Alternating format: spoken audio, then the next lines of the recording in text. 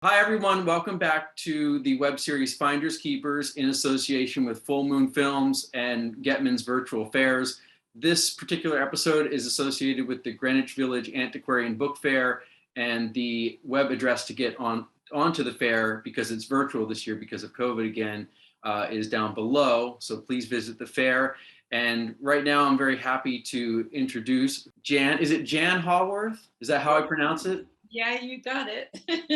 An incredible pop artist, pioneer in the 1960s pop art scene in England and around the world, and most famous for her collaboration with pop artist Peter Blake on the cover of the Beatles' Sgt. Pepper's Lonely Hearts Club album. And we're going to talk about that and a lot more over the next half hour, 45 minutes. So I guess the first question, Jann, is how did that commission come about for you?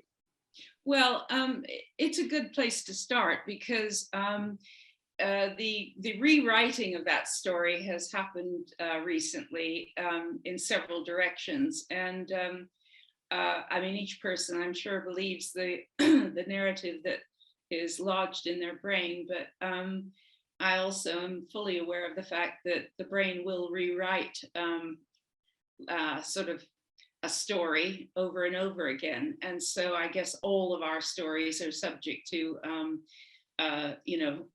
changes in the memory. I would stand by mine, very solidly, because I haven't had occasion to tell it over and over again in an incorrect way. The commission, really in its simplest form, came from Robert Fraser, because Robert convinced Paul that the existing cover by Simon Marika wasn't appropriate for the album. And I'm not making that judgment call. That's, was what he thought. The cover was, I think, either 9 parts complete, and Robert thought it didn't go with the music. And we were called into EMI to meet with Paul and to look at that cover. As was certainly the British style then, neither Peter or I said very much. We just sort of, said whatever was polite, I think, at that point. We didn't tear it apart or anything. And Robert said that he would like to set up a meeting at our studios in Chiswick, with Paul, to come over and discuss what the cover might look like. And we set that meeting up subsequent to the EMI visit, and they both came over, and we had a sort of not a very long chat. We were standing at the end of the bed that Peter and I had in my studio. So my studio doubled as the front room and the bedroom, and everything around the side were my figures and so forth, and we discussed what it might be. The initial idea, the kind of cornerstone idea, was that Peter had for many years been teaching his students in different art schools at the time. And he would go around and say to his students, you should not be painting the life model in the life room. You should be painting your heroes. Well, his contribution then at this point was to say, okay, how about we do a crowd of your heroes to Paul? And the idea was then that the Beatles would pick their heroes, and that we would then assemble them in some graphic form. Peter would have done it as a collage, and my view of it was that it should be life-size so that the Beatles could walk onto a set. And that emerges from my particular zone, which is the movie business. I grew up in Hollywood. My father's a production designer. It was using a trick that I'd seen him use a lot, where you take 2-dimensional images and you make a crowd of that, or a group of those, and then the front row bandages that with 3-dimensional figures. So that was the basic concept. The further part that I would lay claim to is that I really didn't like to be at the behest of graphic designer. I wanted to control the lettering.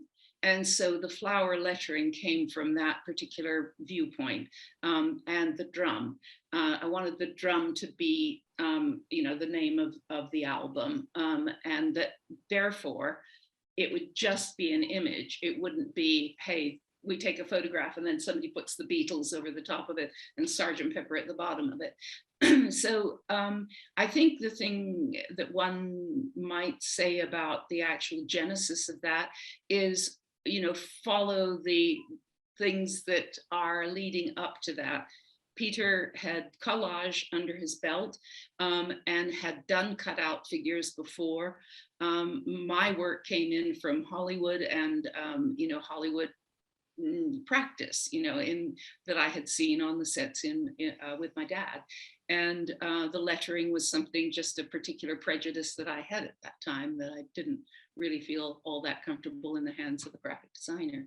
So that to me is the genesis. And I mean, Paul and Robert just responded. I mean, they were guided by us, and the way we looked at the piece, that was the point, that they were calling us in as artists. Yeah, that's how I would say it. There's so much to unpack, and I want to take it one step at a time. But going back maybe to something you said right at the beginning, you said that Simon and Enrique, or Simone and Enrique, who were husband and wife team, they called themselves the Fool. And they had done quite a lot of work with the Beatles up to that point, including the Apple Boutique clothing and the mural on the side of the building. Do you remember at all what they originally had? Because I know they went on to do something involving with the cover of Magical Mystery Tour. I think it was actually the outfits. Yeah, it was, I don't remember that there were any images of the Beatles on it. What I do remember is it was a mountain, done in a kind of, I would call it a cartoon style. And I, for some reason, remember it being kind of like with gnomes, but I'm not sure there were really gnomes there. It was about the time, I think, of the Kabouter in Holland. And of course, they were Dutch. So it could have been gnomes, but there was a little airplane kind of flying around the side of the mountain. And so it was very fanciful. And I would say it was not Disney, but closer to Disney than, what we ended up doing for them. So it's like, I think it was about that big, what we saw. So it might have been the workup that was actual size, whereas they might have then done a 2-up. Usually artwork was, you aimed for 2-up. So what we saw might have been a draft, but I seem to remember it was about the size of an album cover. And yeah, it was, beautifully executed.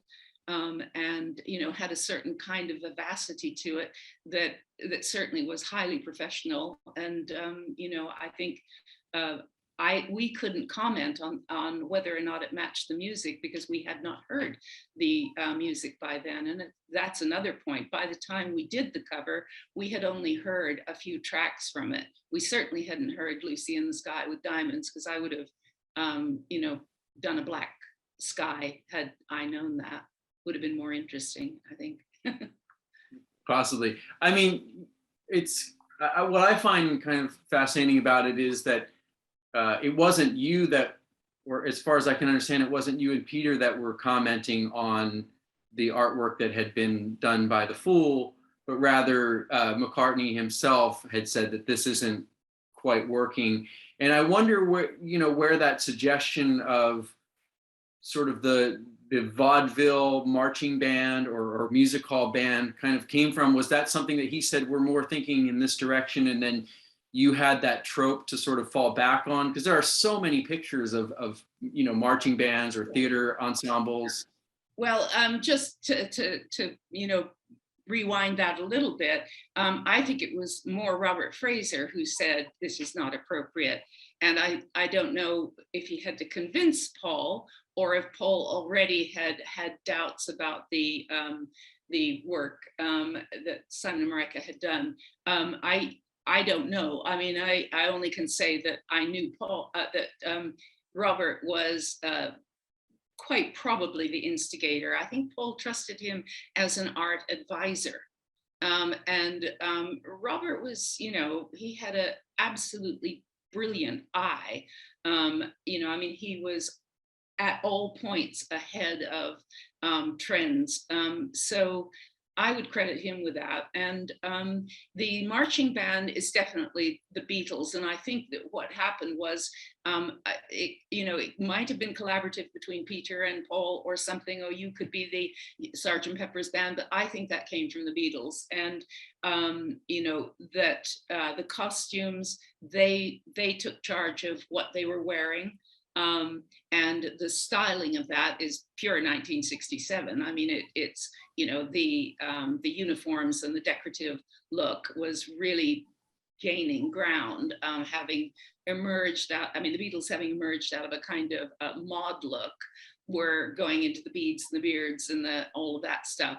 And so the marching band look was very much a part of that kind of shift in style to interest in Art Nouveau and more decorative Victorian period looks, much more ornate. But if you think of the first shots you ever saw of the Beatles, they're stripped down kind of Corrège style, very simple, very plain. And this was this, kind of moving into Rococo, really. Yeah.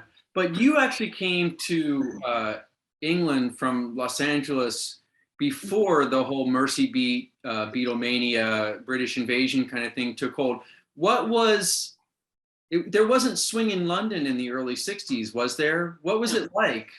Well, I arrived in 61, and the stage was great. I mean, I was fascinated by what was happening in London. It was certainly before the Beatles. The music that kind of presided at that point was Cliff Richards and Tommy Steele and skiffle bands. So very different tonality to everything. I mean, I personally feel very strongly about the fact that I believe the playwrights set the stage for what happened. That you had Weska, Osborne, Beckett.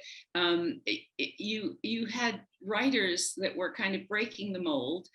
You had filmmakers who likewise were breaking the mold. You had Billy Liar and The Sporting Life, Morgan: A Suitable Case for Treatment. That cracked open the potential for an aesthetic that came largely from the lower middle class and working class young who went through art schools, who somehow got to be hairdressers, who, they may have been supported by, people like Brian Epstein, et cetera, who had, better educations or whatever. But you had this vivacity of post-war working class energy. And to me, London was great, 61, 62. And I don't see the Beatles as igniting the 60s. I see them as a product of that. So, when I arrived, Oz magazine was dominant, Beyond the Fringe, wonderful theater, kind of, risky, inventive theater. And now, of course, they are, that cadre of amazing writers seems to be establishment, but then it wasn't. It was new and vibrant and daring and weird. I mean, Beyond the Fringe and the things that came out of the Edinburgh Fringe Festival were cutting edge internationally. So that's really important to me, because I feel that so much is it's like the backhoe comes in and digs in Jerry and the Pacemakers and the Kinks and the Who and everybody, and says that was the 60s. And I think it's part of a much bigger cultural explosion. And I think you have to include the filmmakers, the photographers, the models, the magazines, the cheap propensity, the possibility of printing color magazines, so the color supplements and so forth. all of that's really important. I mean, the color supplements and the color magazines, Nova, Queen, all of that, Vogue, they had to have material. So the Beatles and all those bands hit right at the moment that media needed content, you know. So I think it's part of an explosion, all of that, and everybody ran with it. I mean, it was, you know, a grand place to be. Certainly a grand place to be in the art schools at that time. Yeah, I was just going to ask, was there an avant-garde happening in studio art and in the art schools like there was with the Ferris Gallery and Los Angeles art schools like the Art Center and Otis Institute? And because you'd grown up around that, and that was becoming a pretty vibrant scene by the late 50s, early 60s. You leave that, and you already have a lot of these assemblage artists that would, you know, seemingly influence Sgt. Pepper, at least Wallace Berman, and also pop artists coming up like Ed Ruscha and Billy Al Bankston. And you go over to England, and what was it like there? Because I mean, my impression, honestly, is like from the post-war era to about 1963, there's like a 20-year period there where it's pretty, you know, the reconstruction is a pretty serious endeavor, and you don't see a lot of light at the end of the tunnel until the 60s. So, well, I think you can compare it. Let's compare it with the the existing pandemic. I mean, Britain still was on rationing till what, 55 or 56. So right. suddenly the corsets came off. And Peter was in art school, you know, making a name for himself even whilst in art school. Kitai was there as well. And then you have the kind of Richard Smith not doing pop art, but doing abstract art that kind of had pop elements in it. And Andrews, Mike Andrews, and various people like that, all edging towards a much more popular culture view of the subjects for their work. Not that that hadn't been there before. I mean, Stanley Spencer and people like that certainly can be said to be in that zone. But Peter's, you know, view at when I first met him was he was a great devotee of Barbara Hugh Jones, who wrote a number of books about popular culture. So, you know, displays on railway stations of shells that say the name of the railway station, and, you know, things of that sort. Bread that is made in the shape of a, you know, corn goddess or something like that. So, you know, the idea of pop art really, I believe, arose from the idea of popular culture. You know, that it is in its most contemporary sense, then it's movies and pop groups and so forth in a slightly earlier bit. And I think this is when Peter and the group that he was sort of associated with were coming up. It was more folk art, principally folk art, outsider art, then called primitive art, and things of that sort. So kind of closer to the people rather than paintings of lady so-and-so, such and such. So you have that, and they, you know, the kind of residue of the artists that are Euston Road School, etc., painting city contemporary scenes that were, you know, kind of coming out of war, them being war artists and so forth. So you have that, and then suddenly you have David Hockney and Richard and Peter Phillips and Derek Bosher at the Royal College, Mike Andrews at the Slade, and you have a different kind of, I don't know, younger attack on the idea of, hey, what we're interested in is good enough to be a painting, Tai Fu Tea, you know, so there's that. And then you have a number of those turning their face to America, like Derek, and doing Kellogg's cornflakes and striped toothpaste. So there was the first kind of group, vanguard, that went to America, Dick Smith and then David Hockney and so forth, and they discovered America. And so that starts infecting the British scene, rightly or wrongly. I mean, to me, in a way, it's almost like when we look at it through the lens of, speak your culture, and nobody else should. I wish that they had stuck closer perhaps to British popular or pop culture, rather than adopting American things, because in a way I think it took them out of the limelight a little bit, but that's a whole nother topic. So Right. Yeah. Well, I mean, like the Beatles early on were covering, when they were in Hamburg, mostly American rhythm and blues and rockabilly, basically American black music and Southern rock and roll. And then later started infiltrating their music with more, folk art and local iconic, yeah. Places and place names and culture Right. like that. Yeah, it became much more British, more British as they went on, and I think it's very much worth remembering, that the debt that the early Beatles music owes to Black musicians, and to that point, why weren't the heroes put on Sergeant Pepper? That really they needed to take their hat off to and thank. That's a question mark. And I think that, the sort of personalization of the music, it just got better and better as it became more them, and more their own experience. So yeah, I mean, I often think that the early songs, they sound, like the Everly Brothers, or it's much more that kind of tone to the music. And of course, America was doing its own thing with Motown and the Supremes and the Ronettes and some of the Righteous Brothers and all of that. Yeah, the Beach Boys, who had an impact on.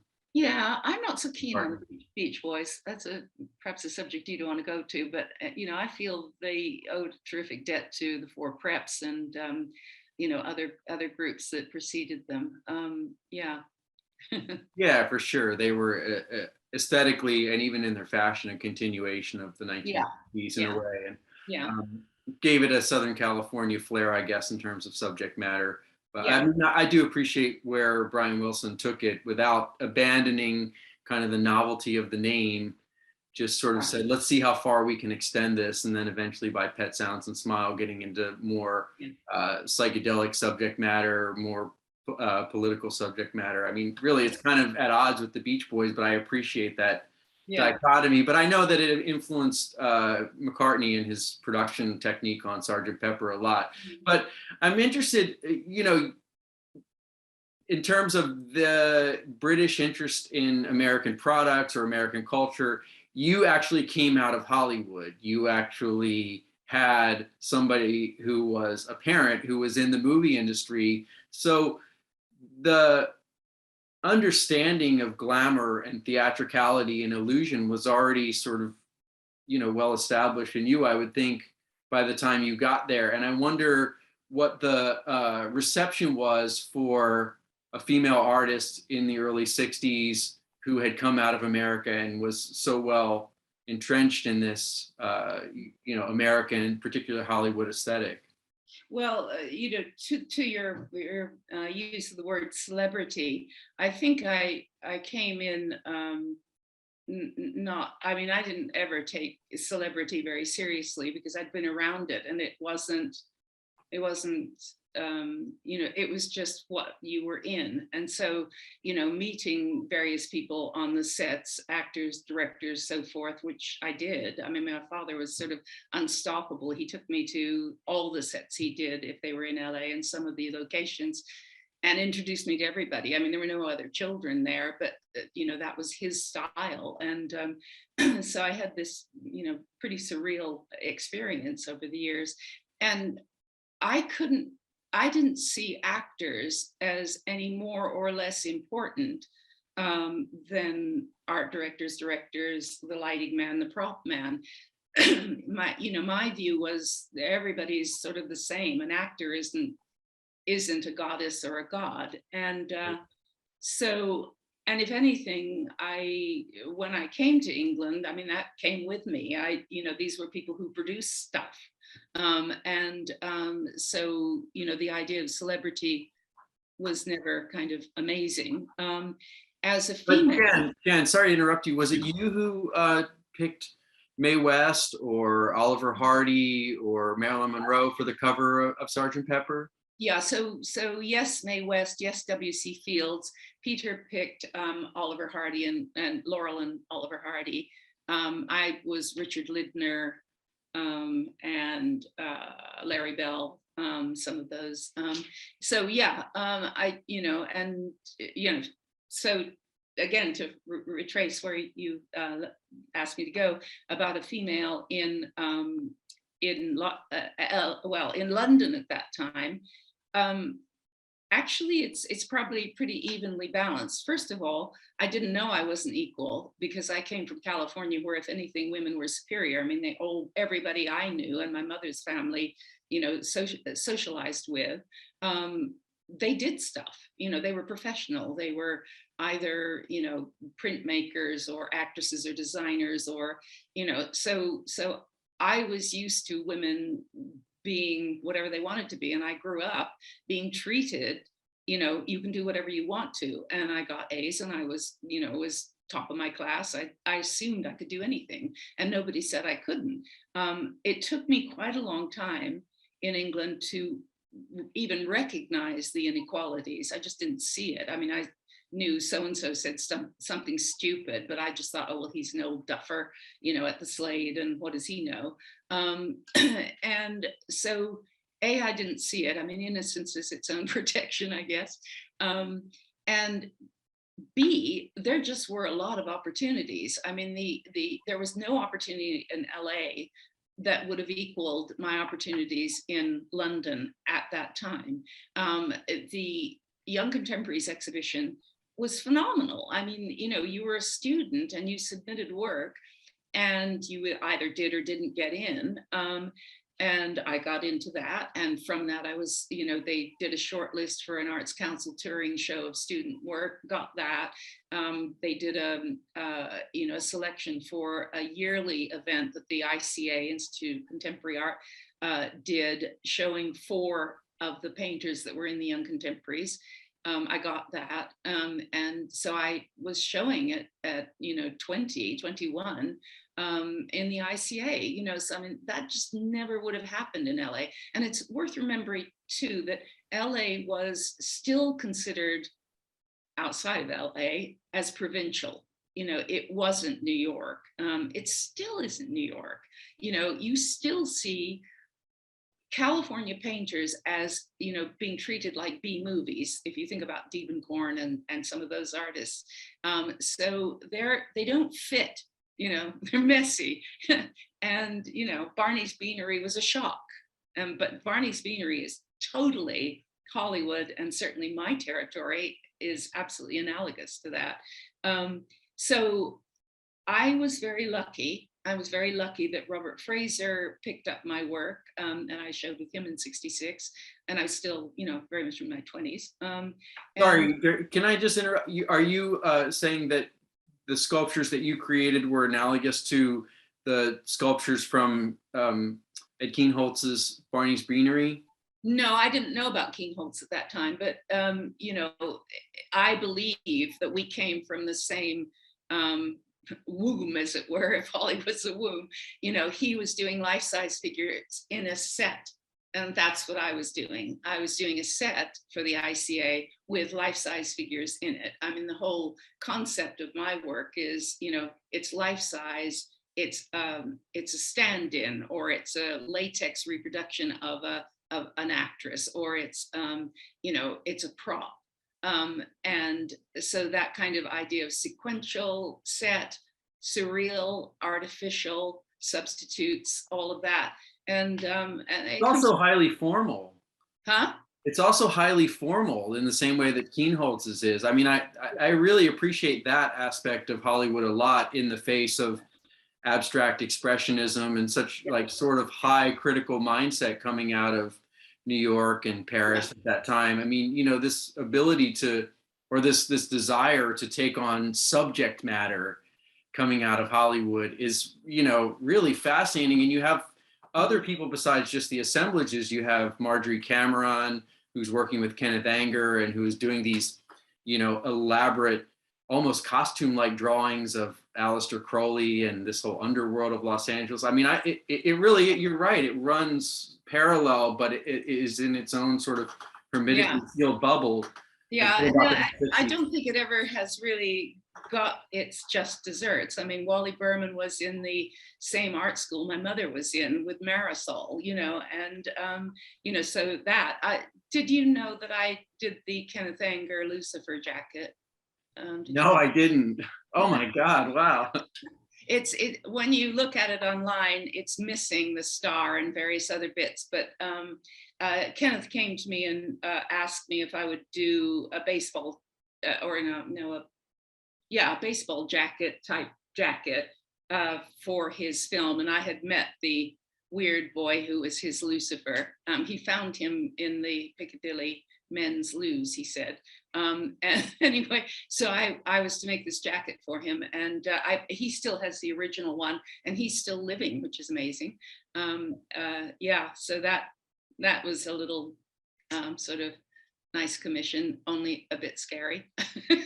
We should maybe mention that we were introduced by the author of the new Lucifer Rising, Making of Lucifer Rising book, John Gwatney. Yeah. Oh, all right. Yes, that's true. Yeah. Yeah. So, yeah.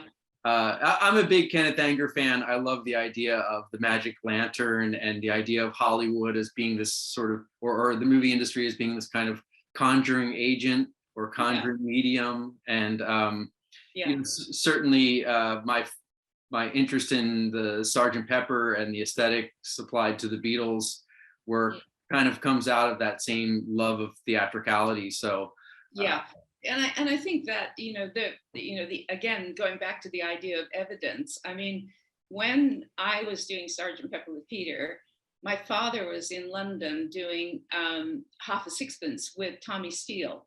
And so, I went out to, I can't even remember it's Pinewood or Sherwood, Shepperton, to ask my dad, hey, what do we do about this? And how do we do so-and-so? And, was asking his advice about, where could I get the blow up photographs done and cut out so we didn't have to do that, and that we would stain them, and because it was cheaper, et cetera, et cetera. And the kind of circle there is that the roundabout, the merry-go-round that's in the Half a Sixpence, was painted by Joe F. who did the drum on Sgt. Pepper. So, it was my recommendation to my dad that he used Joe's roundabout. It was actually owned by the Beaches, and Joe lived in the yard in a trailer with the Beaches, so it's, that little circle, is complete, me through my dad and my dad through Sgt. Pepper. And also funny that I'm doing the Beatles and he's doing Tommy Steele. So it's like going back to the past, So all of those things kind of tie together, I think.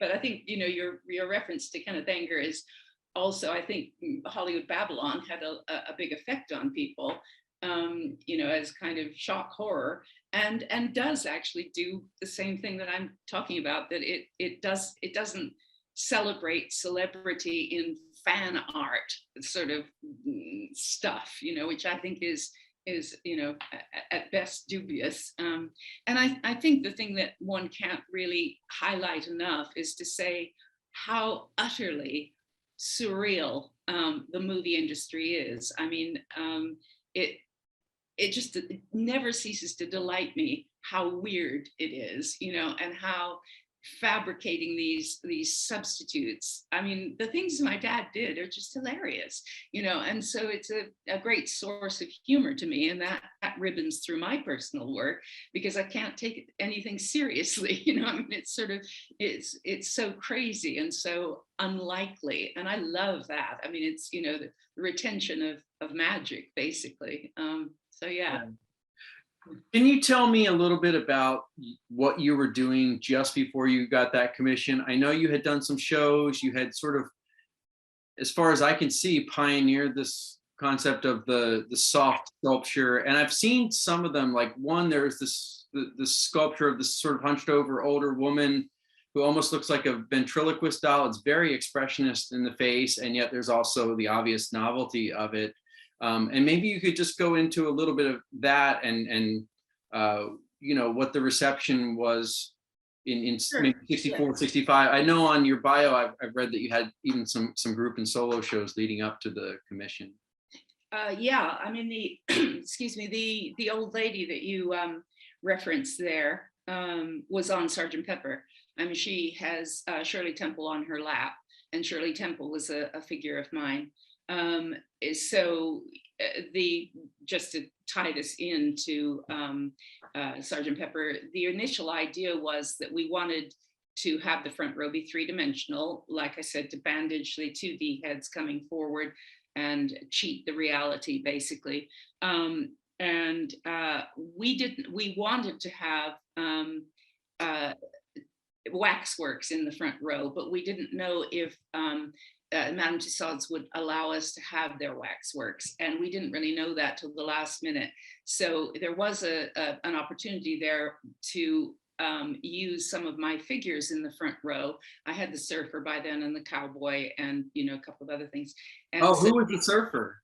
Sorry? Who was the surfer based on? Oh, the surfer was just an anonymous surfer, and the cowboy was an anonymous cowboy. But anyway, they're in some of the shots, the outtakes that Michael Cooper did, just leaning against the wall in case we were going to have to use them. And but we wanted something more realistic to kind of carry the realism of it. And so at that point, I mean, what happened for me was that in 62, I started making the cloth pieces to submit to the young contemporaries.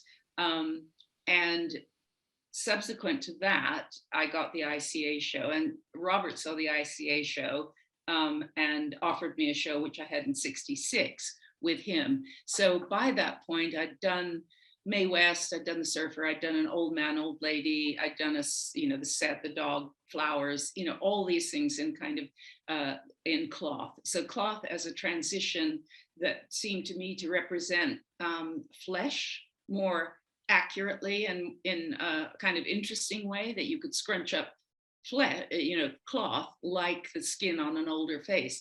And so in a way, I mean, thinking about the old lady that you referred to, I mean, she is definitely a surreal piece. I mean, she is the chair. What I basically did was dress a chair and put a head on the top of it. So the front legs of the chair have legs with shoes on the front legs, and her very hollow, kind of thin old body is the back of a thonnet chair. And the idea was older people as furniture, older people immobile, all of those kinds of metaphors. And to me, I mean, it was electrically exciting to have a form that I knew the way something could be constructed, better than the male students that I was in competition with, that I had a whole language of taking two-dimensional cloth and turning it into a three-dimensional object. So I did giant charm bracelets were referential to films that my father had done, where he made a giant pencil, giant telephone, and Gene Kelly came dancing on the set as a miniature man, because there was no CG then. So things like that. I mean, so at that period, the work was less decorative. Later in 69, after Sergeant Pepper, my work got more decorative as per the kind of styling of the time, which I'm not as fond of now. But the early pieces are, that kind of strict line of what cloth can do. So that existed before 67. Yeah, and it's interesting to me that you bring up surrealism, because there was kind of a pause in the 50s in terms of surrealism because of abstract expressionism and what was happening with the avant-garde, and even into minimalism. But by the mid 60s, the surrealism was being embraced by a new generation. You had people like H.R. Giger and Stephen Arnold, who were being lauded by Salvador Dali. You had the filmmaker Alejandro Jodorowsky, and then later David Lynch, who were kind of calling themselves late surrealists. And Yeah. even the photographer, I think his name was Roger Whittaker, who did the cover of the Butcher cover. He was Oh yeah, I have a little Polaroid copy of that. yeah. But he actually considered himself kind of a neo-surrealist. And then of course the myriad MC Escher and Salvador Dali blacklight posters of the late 60s that Well, and Leonora Fini, is that how you say her name? She was very active at that time too, you know, making surrealist thing. Was it not, was it Andrew Breton that said Hollywood was the Mecca for surrealism? I think it's him. Did he it might come have out? been. Yeah, anyway, that pleased me when I came across that. And I think that's true. And I sort of, you know, my relationship as a Californian, you know, to England and or to New York is I can't relate to New York, not at all. And I think that there's like this big hole in New York. It doesn't have cowboys and it doesn't have the movie industry in the same way. I mean, it does have the movie industry, but it's different. And so it's like, you know, there's a chunk of delightful stuff that is so identifiable by the West Coast, all, you know, warts and all the dumb stuff as well as, you know, the good stuff. And it's fascinating. I never cease to be fascinated by it. You know, it's eccentric and kind of playful, irresponsible. I mean, in a way, I have this vision that you know, the California artist sort of thinks, well, if I make it, I make it. I can always go surfing. You know, it's like Right. there's a get out free clause. You know, that not being a success in on the West Coast, you have a great lifestyle anyway. You know, Yeah. I mean, I lived in LA for 10 years, and the majority of the subjects that I actually do curation or writing about are LA subjects still. And I'm surprised because I've lived in New York now for 11 years, and Yeah. there's a lot that fits with my lifestyle here. I don't drive and Yeah. everything, but you know, I do miss some of the novelty and the eccentric humor, the facetiousness that's kind of baked into the cake with Los Angeles culture. Things, you know, there is the Coney Island Museum that is filled with all kinds of historical novelties, old mural pieces and rides with monster faces on them and stuff like that. But it's not as abundant as it is Yeah. in Los Well, Angeles. it's that strangeness that you're not laughing at it, but you're sort of with it, but in a kind of, you know, just like kind of unbelievable. This is actually exists, this derby hat that you walk into and stuff. And I suppose maybe it takes being out of it and coming back to it to have the full joy of, you know, how mad it is, you know. Yeah, and I mean, maybe it's different now. Maybe you know, the movie industry has a different thing. My brother is a production designer, and he did like Deadpool and Transformers and things like that. And so he's still living the kind of mad dream of making impossible things real, you know, which I think is really nice.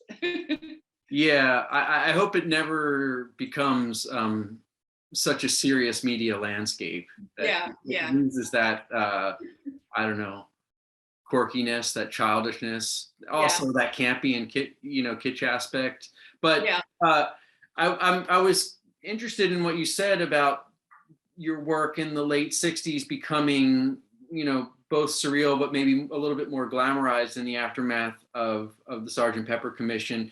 And I just ordered a catalog of a show that you did from at the Robert Fraser Gallery in 1971, which I haven't received yet. So I'm kind of curious as to where your work went, because I was reading online that you and Peter, who we should mention that you were married at that time, were a part of this Brotherhood of the Ruralists, who seems in some ways to be inspired by maybe like the Pre-Raphaelites or William Morris's Guild attempt to bring back the guild system or something. So, and that was, I believe, 1974. So can you maybe I don't know, maybe I'm grasping for straws here, but can you maybe explain that, how that all happened, sort of 1969, you're kind of getting more into the glamorous thing, and then going by 1974 into this almost secret society or fraternal order or Yeah, something. yeah, yeah. It strikes me now. I'll tell you how it came about. That a lot of people, the Beatles included, began buying properties in the country, and Peter and I included. That we didn't want to be in London anymore. It was, you kind of had gilded the lily as much as you cared to, and you wanted something fresh. You didn't need to be in town. There were too many distractions. You wanted to focus on your work.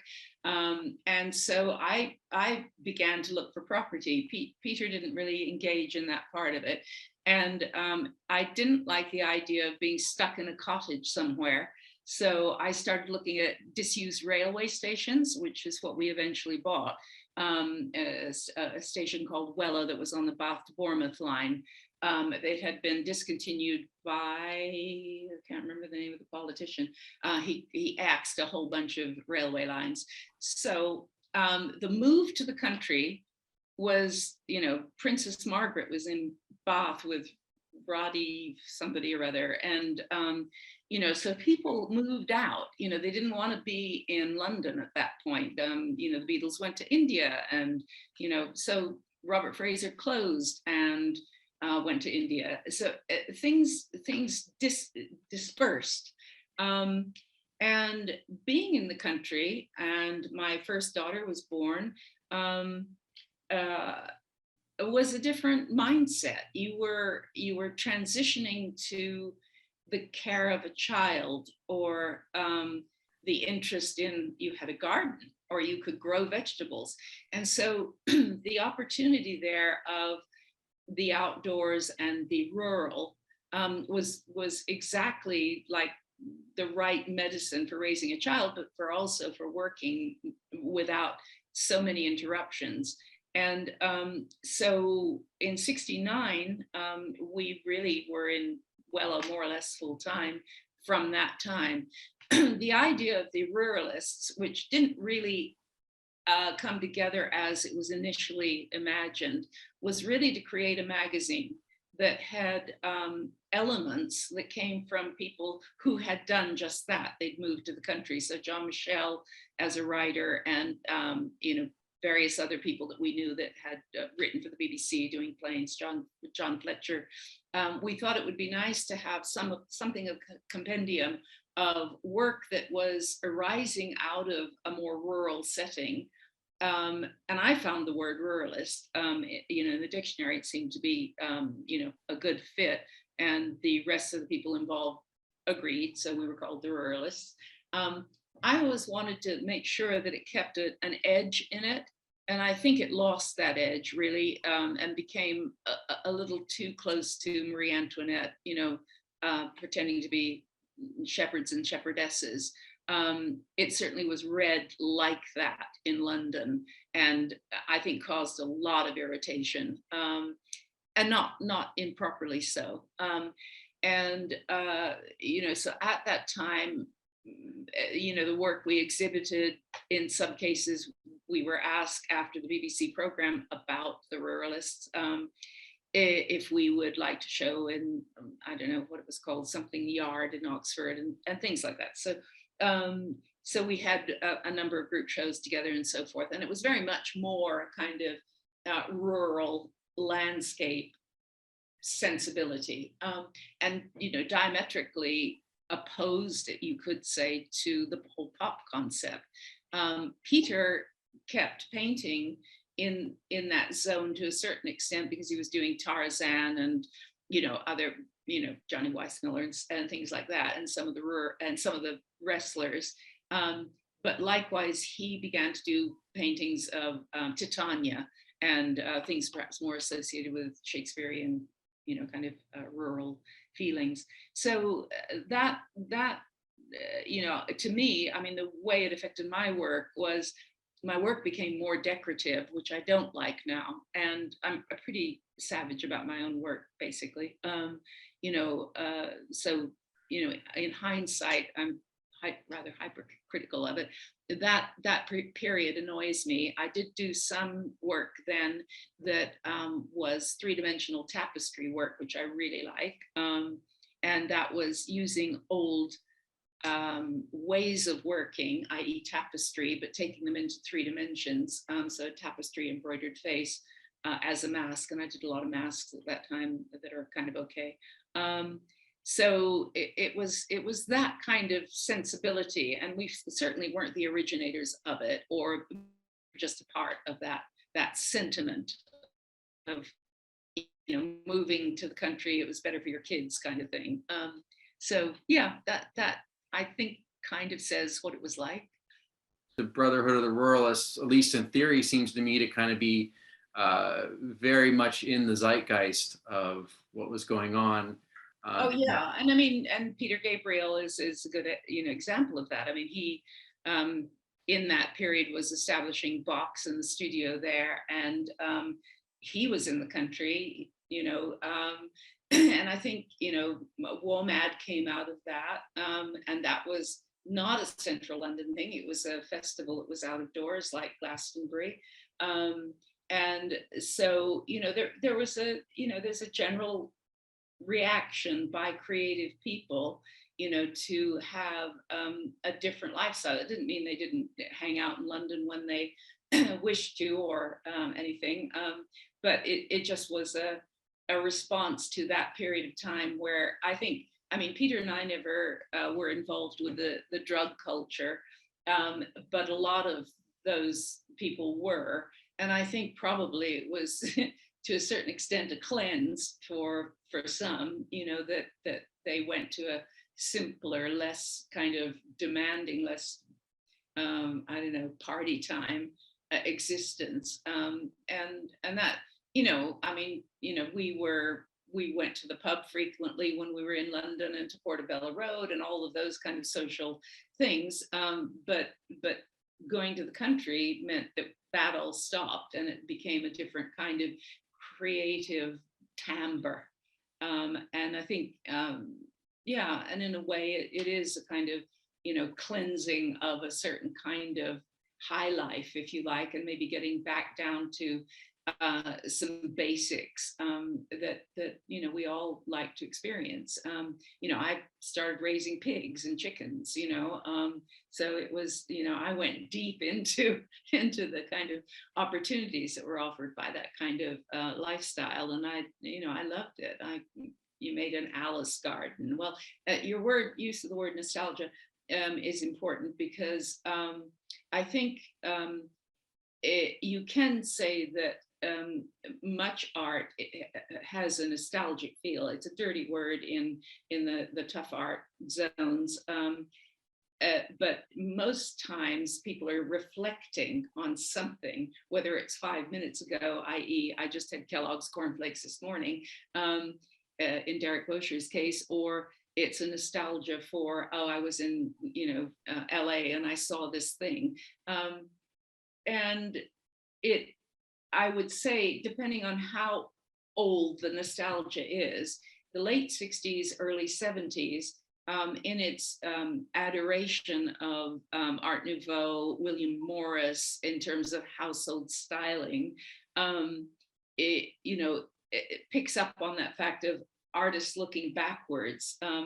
And we came from a kind of very modern post-war fashion industry, simplification of a love of the 30s, if you like, as the nostalgia bit then, to this much more kind of complex rendition of artistic taste. And that kind of characterizes that period, and sort of, how did we come out of it? I don't really know. I mean, I certainly shifted my zone late in the 70s, and so I suppose you see culture go into a very simple phase fashion-wise, and then that begets a very complex decorative, and then that gets boring and you go into a simpler. So this kind of wave pattern of action or reaction that the fashion industry is perhaps the most reflexive form in terms of that sort of shift in values. So yeah. But at some point in the 80s, maybe I'm wrong, it seems that though you're always sort of name checked next to Peter in terms of the new history that's being done on Sgt. Pepper and the psychedelic era Beatles, it's always in passing. I went through a lot of my books and I never saw anybody ask you about it, whereas Yeah. there's copious amount of quotes from Peter about what the intention or the approach to it was.